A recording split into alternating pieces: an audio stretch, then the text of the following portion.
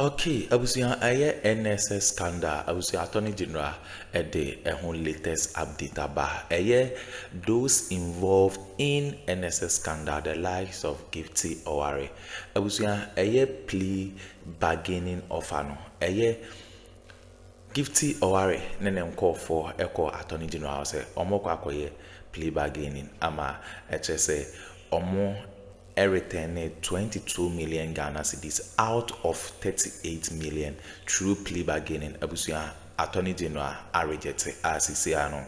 Nkofo na omoye involved the likes of Gifty Oware no kianeke Attorney General finalizing the BBS nkofo no or the latest update about or say sa amount of money 22 million Ghana cedis omo return no enya dia HSE obeji sa sikano na sikano enye the exact amount omu here in sanko for ni na de Attorney General say if say judicial system no omu resume ya sanko for no obehodi omu responsible momo yanko na yanko kuti and some Attorney General adituja edefa on subscribe like na share ma afofron so answer into me and kebi aha Ghana Politics Avenue. And don't forget to click on the notification bell so that any updates be ever dropping on once able to me aka madam say. Now the third question relates to the issue of plea bargaining, and I do not want to walk myself into any trouble. All right, I have stated and time without number that the law allows persons who intend to plead guilty and make restitution to do so. So those of you who are, I know some of you are attempting to be lawyers. Others are also pocket lawyers. You can, I'm talking about the journalists who sometimes report from the court. You can look at Section 35, all right, of the Courts Act, okay, especially where the criminal conduct affects the interests of the state. The person can pay restitution, plead guilty to the offense, pay restitution, and get a non-custodial sentence. In other words, they don't go to prison, for that. Under the Plea Bargain Act, they can decide that they want to plead to a lesser offense, all right, pay back the monies. In the case of, Chairman Wuntumi, in excess of 24 million Ghana cedis, all right, and then they'll be given a suspended or custodial sentence. In the case of Akpalu, the same, can happen. So the plea bargaining statutes allow them to take advantage of that. But I am the Attorney General. I am the prosecutor. I am not defense counsel. So it is not left to me to advise them what to do. In fact, what I want to do is make my case to the court, prove beyond reasonable doubt that they have committed the offenses that I'm charging them with, all right? And if the court finds them guilty, it will sentence them to prison terms for what they have, for the wrongs that they have committed, all right? That is my strategy. But because this is oral, I think sometimes the tendency is to say, talk about recovery, all right? But we can do recovery post the sentence. If someone has been sentenced, I can still go after their assets. And in the case of Wuntumi, one of the things that I forgot to say is that we actually froze his assets, including a 50 million CD account, that belongs to a company of his, an insurance company of his that we froze. And so it's easily, it's possible for me even now, all right, to take steps, to recover in a civil action using the EOCO, Act, okay, to recover the 24 million, that was taken from Exim Bank, right? So for me, it is left to their lawyers to decide the path that they want, to tread. If they want to defend the action and then get to trial and then be pronounced guilty or not guilty, it's left to them. If they also want to short-circuit the process by plea bargaining it is left to them. I would not advise them. I would not be the one to proffer that advice. So thank you very much.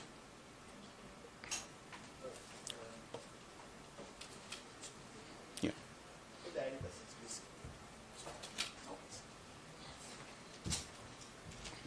Quick update on the National Cathedral. We heard Addo Mahine yesterday speak about or express his revulsion at the whole state of affairs of the National Cathedral. What is the state of the forensic audit that His Excellency the President asked you to do? Thank you very much. So the forensic audit, as you rightly pointed out, was at the direction or command of His Excellency the President, after he met with myself and the Auditor General, and I think the Finance Minister. Subsequently, we had a meeting at the Ministry of Finance where it was decided that we should speedily get a private audit firm to do the forensic audit. Now, I cannot procure, usually if I'm procuring services, it will be legal services. All right. There's no precedent of an Attorney General procuring non-legal services. And because this is audit and will be supervised by the Auditor General, it was the Auditor General who was given the task by the Minister of Finance to proceed to procure the services of an audit firm to conduct the forensic audit. And Pricewaterhouse was, chosen to do this work by the Auditor General. The last time I checked, they had actually written to my office, this was last week, they had written to my office that they are coming, they want a meeting with me to understand to understand some of the issues that are that are germane to the forensic audit that they are conducting. Now, that doesn't mean that they've done significant work and they are, getting to the end of their work, but they want some of the stakeholders, such as myself, all right, to have a conversation with them regarding the work that they are doing. So very soon, I want to assure Ghanaians that very soon we will have the report of the forensic audit conducted by PwC, and that will let us know whether or not any wrongdoing had taken place. Last one or one and a half. You've mentioned public officers being surcharged, but I'm also looking at the Auditor General's report. We keep hearing a lot of financial misapplication. What happens to those reports or afterwards? And then regarding the plea bargain, you also spoke about people have approached for plea bargain. We keep hearing it that consistently. We are going for Christmas. How much so far would you say you have been able to garner? Maybe we can use some for Xmas. Thank you. Yeah. Okay. So the Auditor General report, as you rightly pointed out, is usually replete with acts of malfeasance by public officers. And then most of the time, they appear before Parliament. They are queried on those acts of malfeasance or audit findings, and then some of them are able to come up with evidence that they either did not, they either did not commit the malpractice alleged, okay, or that they have since remedied the situation. All right. Now, that is within the remit of the Auditor General. The power to surcharge and to disallow and surcharge is a power granted under Article 187 of the Constitution to the Auditor General. So he alone can disallow and surcharge. All right. I come in, or my office comes in, at the point where we have to take action to recover. We have to take legal action to recover. And that is where we can come in and take the action based upon the disallowance and surcharge notices to recover from the persons who have been surcharged. Yes, and then talking about recovery, offers have been made, as I've said. In some cases, in the National Service case, for instance, one person offered to pay 22 million Ghana cedis, okay, out of, I think, 30 something, about 38 million, and I rejected the offer. All right. So, yes, offers, keep being made, but sometimes the offers are made conditional on people just bringing the money and walking away, and I say no. So that is where we are. That is why we haven't recovered. But we will certainly recover, and we will recover a lot of money. So thank you very much.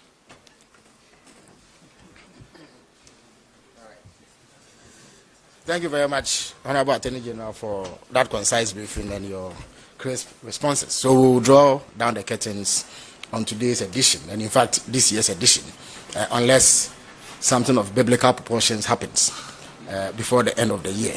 So to all of you who have been part of the success of this program throughout the year, I extend sincere thanks to you. I hope to see you next year. Merry Christmas to all of you. As captured in the Constitution as well, some proposals have been made in that regard. We're going to be focusing on some specific areas for tonight. We have a detailed breakdown for you. But first, let's take a listen to the President, John Dramani Mahama, earlier today as he received the report from the committee. Take a look. We're moving from the constitutional review process into the implementation process. And so early next year, we would announce an implementation committee. And of course, we're going to call some of you to come and serve on that committee because we need that institutional memory transferred into the implementation. Let's take a listen to Professor H. Prempe as well, who chaired this entire committee's process of consultation, also spoke briefly during the period of the presentation of this report to the President. By the way, the report has been published on the Presidency's website, so it's a public document that you can access. So you can follow us every step of the way as we do the analysis, tease out the specific areas. It's a huge document, so it's going to be a long haul of analysis in the coming days, and also informing you about some of the proposals in this committee's report. But this is Professor H. Prempe earlier today at the Presidency as well. Take a look. We couldn't find a place for a third term for the President. So we looked and looked and looked. We couldn't find. I mean, we realized that the President himself doesn't like it. Nobody really seems to like it. There wasn't much of a demand for it at all. The only thing about that was the invitation for us to clarify ambiguity, and we didn't even want to go there. We didn't think that 66.2 raised any issues in terms of ambiguity, so we kept it the way it is.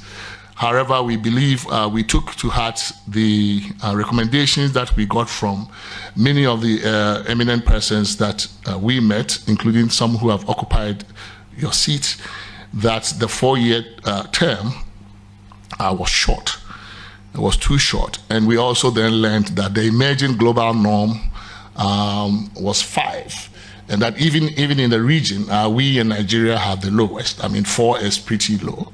So we're proposing an extension by 1 more year.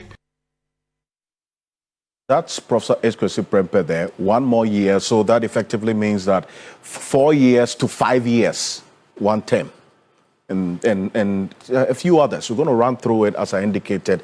And Professor Bafo Ajimendua is a governance expert, former senior governance advisor to the United Nations. He's going to be joining us on Zoom for his quick thoughts on this. But parts of the recommendations has it, and I'm going to put it on the screen right now. The committee recommends an amendment to Article 66(1) to extend the length of a president's term from 4 to 5 years. They also say a person must attain to qualify for election as president from 40 to 30 years. So what that means is that the current position of the law, the constitutional provision for eligibility to contest as a presidential candidate in this country as an independent or on the ticket of a political party is 40 years and above. What this Constitutional Review Committee is recommending in this report after their extensive wide consultative process is that should be reduced to 30 years. So if you're 30 years you tick the boxes of all the other requirements, your sound mind and so on, you can put up yourself to be president of the Republic of Ghana. There have been some varied views on it. We'll put a question on social media for a number of you to share your thoughts on this particular one. This one. Reduction of the age of eligibility to be president, to contest as president and be president of the Republic of Ghana from 40 to 30 years. Some very interesting views you've been sharing with us. We'll get into it. But they said no member of parliament may be appointed a minister of state or a deputy or regional minister.